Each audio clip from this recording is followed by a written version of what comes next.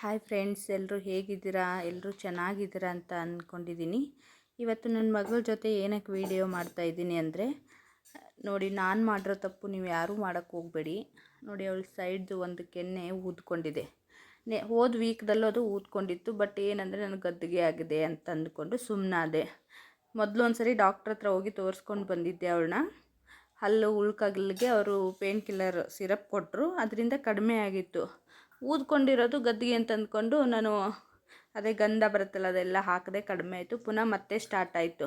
ನಿನ್ನೆ hospital ಹೋದದಕ್ಕೆ doctor ಹೇಳಿದ್ರು, ಇಲ್ಲ ಅದು ಹಲ್ಲು ಹತ್ರ ಕ್ಯೂ ಕಟ್ಕೋತಾ ಇದೆ, ಅದಕ್ಕೆ ರೂಟ್ ಕೆನಲ್ ಮಾಡಬೇಕು, ಇಲ್ಲಾಂದರೆ ಇನ್ಫೆಕ್ಷನ್ ಆಗುತ್ತೆ ಅಂತಂದರು.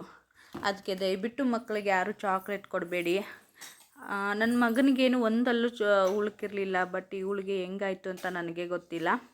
ಹಾಗಾಗಿ ಸ್ವೀಟು ಡಾಕ್ಟ್ರ್ ಅದೇ ಹೇಳಿದ್ದು, ಜಾಸ್ತಿ ಸ್ವೀಟ್ ಕೊಡಬೇಡಿ, ಚಾಕ್ಲೇಟ್ ಕೊಡಬೇಡಿ ಅಂತ.